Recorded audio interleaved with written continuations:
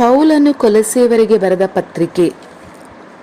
ದೇವರು ನಮ್ಮನ್ನು ಅಂಧಕಾರದ ದೊರೆತನದಿಂದ ಬಿಡಿಸಿ ತನ್ನ ಪ್ರಿಯ ಕುಮಾರನ ರಾಜ್ಯದೊಳಗೆ ಸೇರಿಸಿದರು, ಅಂದರೆ ಯೇಸು ಕ್ರಿಸ್ತನ ರಾಜ್ಯದೊಳಗೆ ಸೇರಿಸಿದರು ಎಂಬುದಾಗಿ ಈ ವಾಕ್ಯ ಅಪೊಸ್ತಲನಾದ ಪೌಲನು ಹೇಳುತ್ತಾರೆ.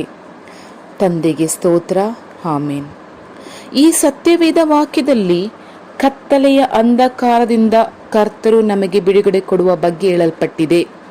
ಕತ್ತಲೆಯ ಅಂಧಕಾರ ಅಂದರೆ ಸೈತಾನ. ಅವನು ಕತ್ತಲೆಯ ದೂತನಾಗಿದ್ದಾನೆ.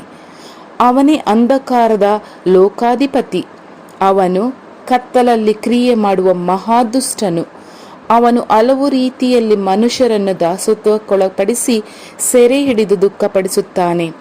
ಪಾಪದ ದಾಸತ್ವದಿಂದಲೂ ರೋಗದ ದಾಸತ್ವದಿಂದಲೂ ಭಯವೆಂಬ ದಾಸತ್ವಕ್ಕೆ ಕಾರಣ ಸೈತಾನನೇ. ಅಂದರೆ ಯಾವುದಾದರೂ ಒಂದು ಕಾರ್ಯಕ್ಕೆ ನಾವು ದಾಸರಾಗಿದ್ದರೆ ಅದಕ್ಕೆ ಕಾರಣ ಸೈತಾನನೇ ಎಂಬುದು ಅರ್ಥ ಮಾಡಿಕೊಳ್ಳಬೇಕು. ಆದರೆ ಕರ್ತರು ನಮಗೆ ಸ್ವಾತಂತ್ರ್ಯವನ್ನು ಕೊಡುತ್ತಾರೆ, ಸ್ವಯಂ ಮಾಲೀಕತ್ವ ಕೊಡುವವರು. ಆದ್ದರಿಂದ ನಮ್ಮ ಇಷ್ಟದಂತೆ ಬದುಕಲು ನಾವೇ ತೀರ್ಮಾನಿಸಿಕೊಳ್ಳಬೇಕು. ಅಂದರೆ ಕರ್ತರೊಂದಿಗೆ ಬಾಳಬಹುದು ಅಥವಾ ಸೈತಾನನೊಂದಿಗೆ ಬಾಳಬಹುದು. ಅದು ನಮ್ಮ ಮನಸ್ಸಿನ ತೀರ್ಮಾನದ ಮೇಲೆ ಅವಲಂಬಿಸಿದೆ.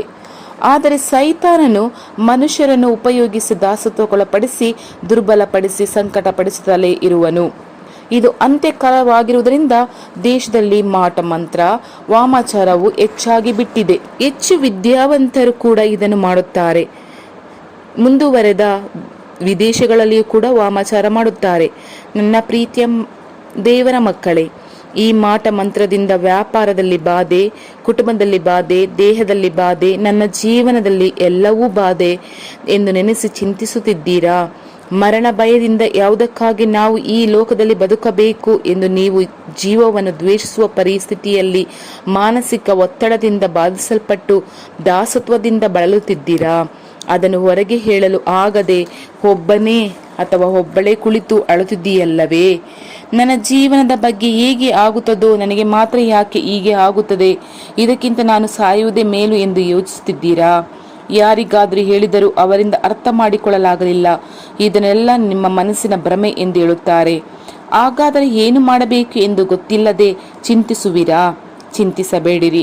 ನಿಮ್ಮನ್ನು ಅರ್ಥ ಮಾಡಿಕೊಳ್ಳಲು ನಿಮ್ಮನ್ನು ಸೃಷ್ಟಿಸಿದ ಕರ್ತನಾದ ಯೇಸು ಕ್ರಿಸ್ತನಿದ್ದಾನೆ. ಆತನಿಗೆ ಸೈತಾನನ ಕ್ರಿಯೆಗಳ ಬಗ್ಗೆ ಚೆನ್ನಾಗಿಯೇ ಗೊತ್ತು. ಅವನು ಹೇಗೆ ನಿಮ್ಮನ್ನು ವಾದಿಸುತ್ತಿದ್ದಾನೆ ಎಂಬುದು ಆತನಿಗೆ ಗೊತ್ತು. ಅವನು ನಿಮ್ಮನ್ನು ನೋಡಿ ಈ ಅವಮಾನವು ನಿಂದನೆಯು ನಿನಗೆ ಅಗತ್ಯವೇ? ಈ ಸ್ಥಿತಿಯಲ್ಲಿ ನೀನು ಇರುವುದಕ್ಕಿಂತಲೂ ಸತ್ತು ಹೋಗು ಎಂದು ಹೇಳಿ ನಿಮ್ಮನ್ನು ಮರಣಕ್ಕೆ ನೇರವಾಗಿ ಪ್ರೇರೇಪಿಸುತ್ತಾನಲ್ಲವೇ? ಅದರ ಹಿಂಭಾಗದಲ್ಲಿರುವುದು ದುಷ್ಟ ಸೈತಾನನು ಎಂಬುದನ್ನು ಅರ್ಥ ಮಾಡಿಕೊಳ್ಳಿರಿ. ಮಾನಸಿಕ ತೊಂದರೆಯಿಂದ ಅಯ್ಯೋ, ಯಾವುದರ ವಿಷಯವಾಗಿ ಯೋಚಿಸಲಾಗಲಿಲ್ಲವೇ ಎಂದು ನೀವು ಕೊರಗುತ್ತಿದ್ದೀರಾ? ಅದರ ಹಿಂಭಾಗದಲ್ಲಿರುವುದು ಬೇರೆ ಯಾರೂ ಅಲ್ಲ, ದುಷ್ಟ ಸೈತಾನನೇ. ಅವನು ನಿಮ್ಮನ್ನು ಕೊಲ್ಲಲು ಹೋರಾಡುತ್ತಾನೆ. ಆದರೆ ಯೇಸು ಕ್ರಿಸ್ತರು ನಿಮಗೆ ಬಿಡುಗಡೆ ಕೊಡುವ ಒಬ್ಬ ಒಳ್ಳೆಯ ದೇವರಾಗಿ ಇದ್ದಾರೆ. ಸಾಲದ ಸಮಸ್ಯೆಯಾಗಿದ್ದರೂ, ಮನುಷ್ಯರ ಸಮಸ್ಯೆಯಾಗಿದ್ದರೂ, ಅದು ಕೋರ್ಟ್ ಕೇಸ್ ಆಗಿರಲಿ, ಸುಳ್ಳು ಆರೋಪಗಳೇ ಆಗಿರಲಿ, ಕೆಲಸದಲ್ಲಿ ಸಮಸ್ಯೆಗಳೇ ಆಗಿರಲಿ, ಕುಟುಂಬದಲ್ಲಿ ಉಂಟಾಗುವ ಹೋರಾಟವಾಗಿರಲಿ, ಸಮಸ್ಯೆ ಏನೇ ಇರಲಿ ಚಿಂತಿಸಬೇಡಿರಿ. ಯಾಕೆಂದರೆ ಕರ್ತರು ನಿಮ್ಮನ್ನು ನೋಡಿ, ನನ್ನ ಮಗಳೇ, ನನ್ನ ಮಗನೇ, ಹೆದರಬೇಡ, ನಾನು ನಿನಗೆ ನಿಜವಾದ ಬಿಡುಗಡೆಯನ್ನು ಕೊಡುತ್ತೇನೆ ಎಂದು ಸ್ಪಷ್ಟವಾಗಿ ಹೇಳುತ್ತಾರೆ. ನಿಮಗೆ ಧೈರ್ಯಪಡಿಸುತ್ತಿದ್ದಾರೆ. ಆದ್ದರಿಂದ ಸೈತಾನನು ನಿಮಗೆ ವಿರೋಧವಾಗಿ ಹೇಗೆ ತಂತ್ರವಾಗಿ ಕ್ರಿಯೆ ಮಾಡಿದರೂ ಸರಿಯೇ, ಹೆದರಬೇಡಿರಿ. ಪಾಪದಿಂದಲೂ, ರೋಗದಿಂದಲೂ, ಸಮಸ್ಯೆಗಳಿಂದಲೂ, ಹೋರಾಟಗಳಿಂದಲೂ, ಸೈತಾನನ ಬಂಧನಗಳಿಂದಲೂ, ಗಂಡನಿಂದಲೂ, ಹೆಂಡತಿಯಿಂದಲೂ, ಮಕ್ಕಳದಿಂದಲೂ, ಭಯದ ಹಿಡಿತದಿಂದಲೂ ಯೇಸು ಕ್ರಿಸ್ತರು ನಿಮಗೆ ಇಂದು ಬಿಡುಗಡೆ ನೀಡಲಿದ್ದಾರೆ. ಆ ಬಿಡುಗಡೆಯನ್ನು ನಮಗೆ ಕೊಡುವುದಕ್ಕಾಗಿಯೇ ಆತನು 2000 ವರ್ಷಗಳ ಹಿಂದೆಯೇ ನಮಗಾಗಿ ಶಿಲುಬೆಯಲ್ಲಿ ತನ್ನನ್ನೇ ಯಜ್ಞವಾಗಿ ಒಪ್ಪಿಸಿಕೊಟ್ಟರು. ನನ್ನ ಜನರ ಬಿಡುಗಡೆಗಾಗಿ ಪರಿಶುದ್ಧವಾದ ನನ್ನ ರಕ್ತ ಸುರಿಸಲ್ಪಟ್ಟಿದೆ ಎಂದು ಆತನ 2 ಕೈಗಳು, ಕಾಲುಗಳು ಮೊಳೆಗಳಿಂದ ಶಿಲುಬೆಗೆ ಜಡಿದು ಆಕಾಶಕ್ಕೂ ಭೂಮಿಗೂ ಮಧ್ಯದಲ್ಲಿ ನೇತಾಡಿ ನಮಗಾಗಿ ಶಿಲುಬೆಯಲ್ಲಿ ರಕ್ತ ಸುರಿಸಿ ಸತ್ತರು. ಆದರೆ 3ನೇ ದಿನ ಮರಣವನ್ನು ಜಯಿಸಿ ಜೀವದಿಂದ ಎದ್ದರು. ನಮ್ಮನ್ನು ದಾಸತ್ವಕ್ಕೊಳಪಡಿಸುವ ಸೈತಾನನನ್ನು ಜಯಿಸಿ ಬಿಟ್ಟರು.